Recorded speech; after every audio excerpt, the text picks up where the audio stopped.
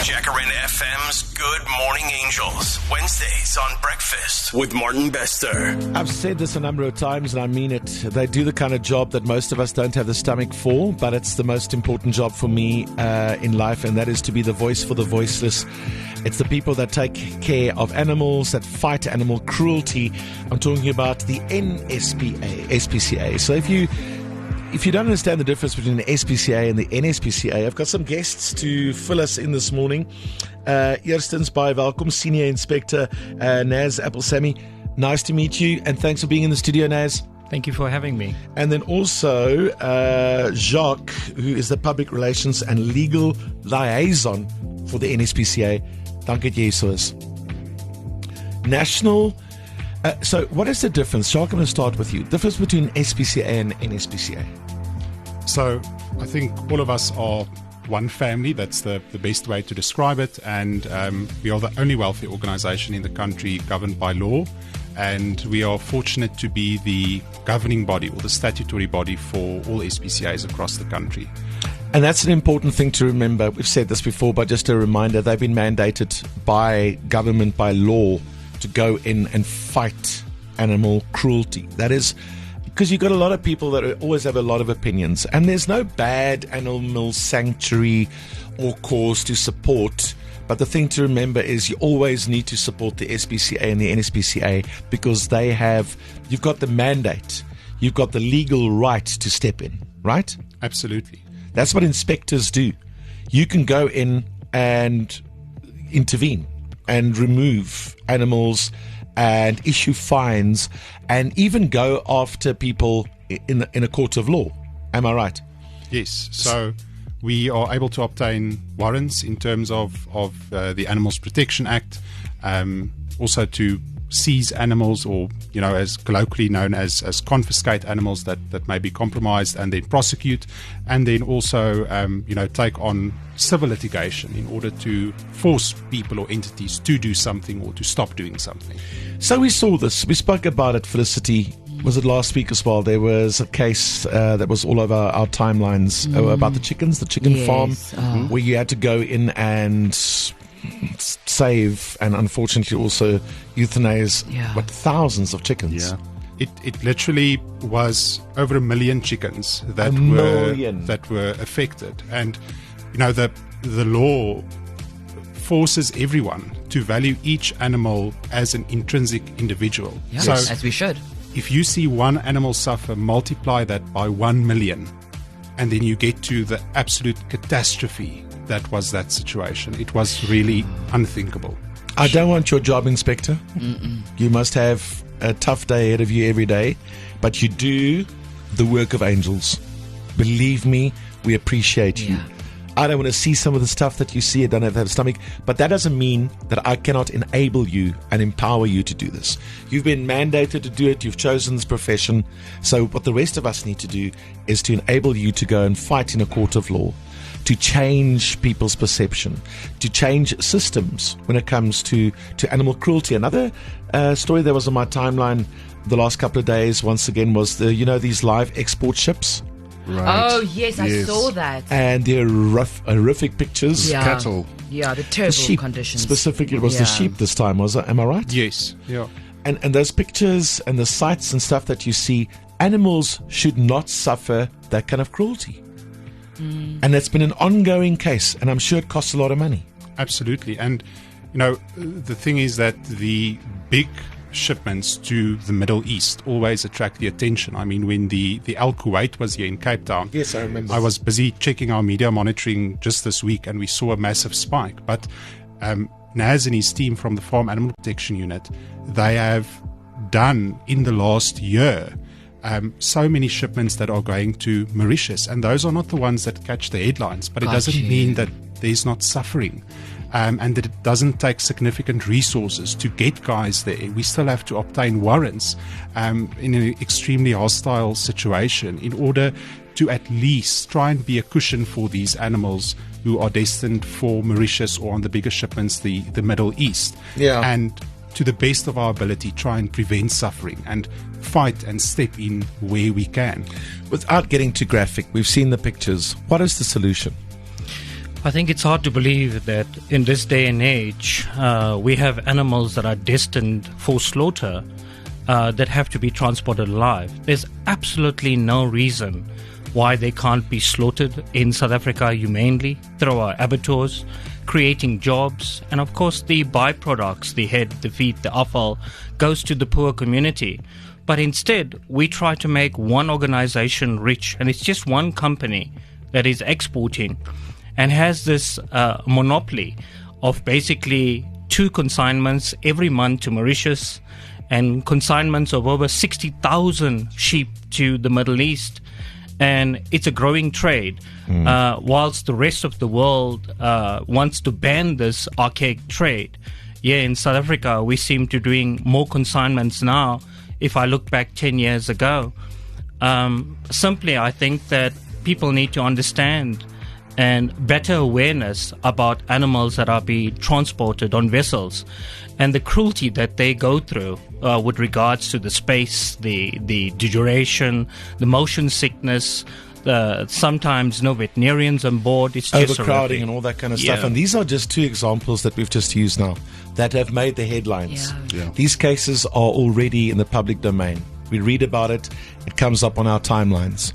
And it's just 2 of many, many, many cases of horrible animal cruelty. Yeah, Mark, those are the big ones. Those are the big ones. And last week there was the story of the influencer who was dancing in front of the a dog. Yeah. And I saw that, and it probably went under the radar, that you guys have already taken some action against her, because the responsibility is on you, the individual, if you do see an animal that's in dire need. And I think it's important to highlight.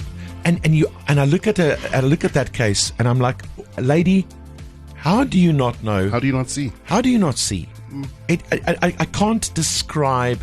I can't come to a good enough reason to understand why people turn a blind eye to cruelty, and obviously also be cruel to animals. I don't understand it. Yeah. I don't understand it. But you don't have the time to try and understand it. You need to intervene.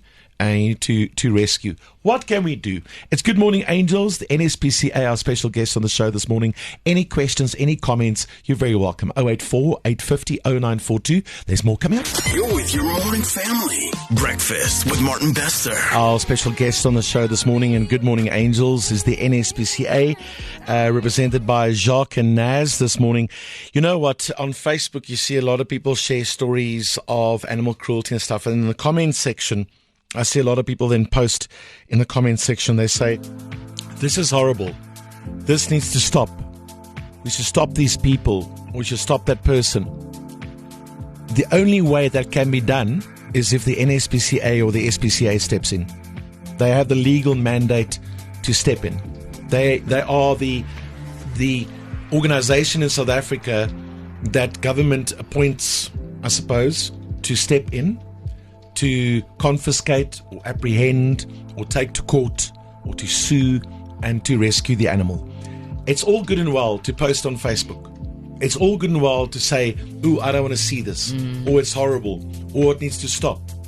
A lot of people have opinions about, we spoke now about chickens, live export of sheep, canned lion hunting, dog cruelty, donkeys that are in bad shape. To have a comment and an opinion about it is not enough, quite frankly. I'm sorry. It's not enough anymore. You can't necessarily go in there and get involved. No, but we haven't been mandated to do that. But you can help the NSPCA and the SPCA to do it. Yeah. But then you have people who have opinions about that as well. The most important thing, if you've got an opinion about it and you don't like cruelty and you stand against it, you need to support the people that have been mandated to do it. Am I right, John? Yeah, and I think we did a post about that as well, and an appeal that we put out to the public is, for 1 second, put yourself in the shoes of that inspector. Horrible job. And someone who has dedicated their life and their career to the welfare of animals, why would you think that in a moment where they could have acted, they won't? We see behind the scenes these guys coming back from trips. All our inspectors spend 2 weeks a month away from home on trips across the country. Yeah.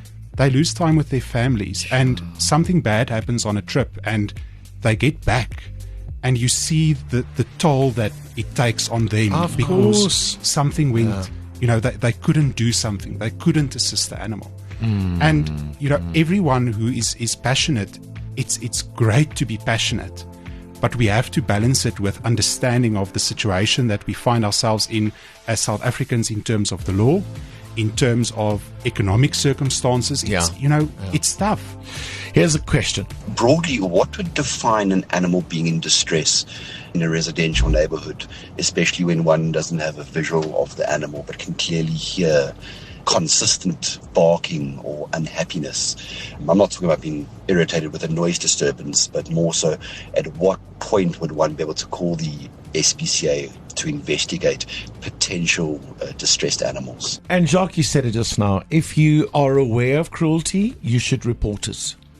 We have seen so many cases where that saved a lot of animals from cruelty. Yeah. Is that one person who reported it, that one person who drove past and saw a dog in bad shape, or a donkey that is clearly has a broken leg or is malnourished. Sick cats. You know what I'm saying? Yeah. So his question is, what warrants a call to the SPCA? Who wants to take that one? No, I can.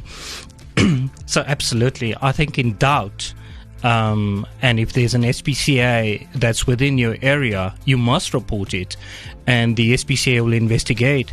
If there's no SPCA in the area, you can report it directly to the NSPCA. And I think sometimes just on the vocalization of the animal, you can clearly hear when an animal is in severe distress.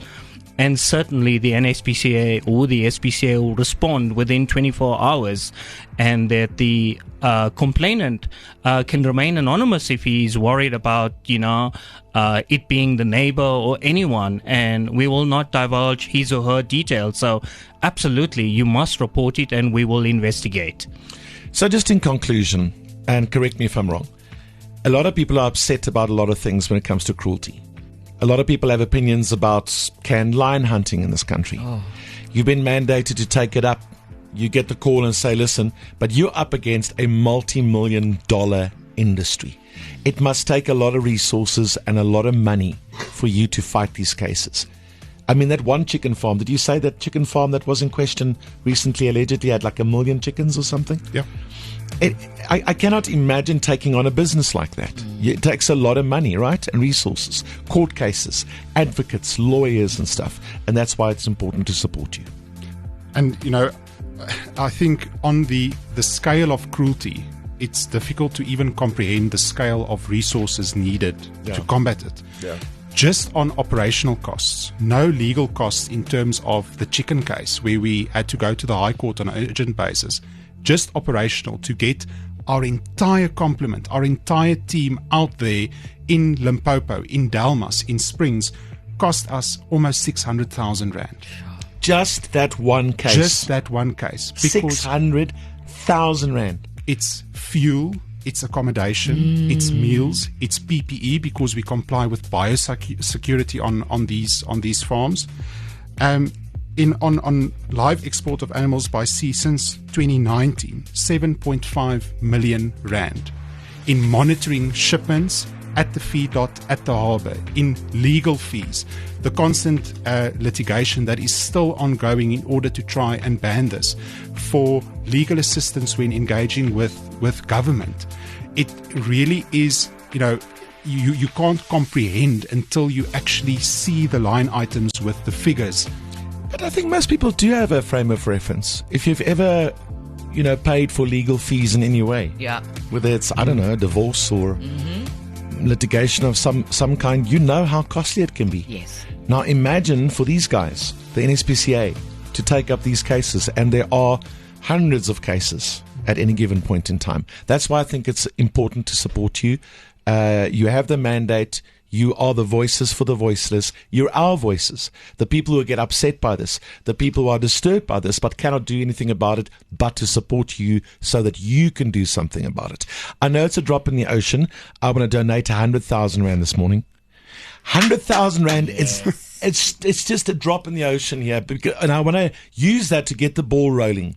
If you've got a company, if you feel strongly about animals, you call yourself an animal lover, you get disturbed by animal cruelty, support the SPCA, support the NSPCA. Let us know if you've got any donation that could match or better that this morning or any other time. Get involved. Empower them, enable them to fight the good fight and to be the angels for the voiceless, the animals in South Africa. Great to have both of you guys in studio this morning. Keep doing what you're doing. Send our love and best wishes to everyone who works on this. Julle het sterk ma, Yeah. strong stomachs, and we count on you for that. Okay, so Jacques, Naz, the rest of the team, I know it's a big team at the NSPCA. Groete daar, sterkte. I don't want your day. But the best I can do is empower you to fight the good fight. Thank you. Thank you so much. You are most welcome. If you want to donate and you want to add a donation, they're fighting big fights that are costly. You heard the numbers there. Let us know. 084 850 0942, 100,000 Rand from Good Morning Angels Fund to get that ball rolling this morning. Sievadara. This is Breakfast with Martin Bester, Jacaranda FM.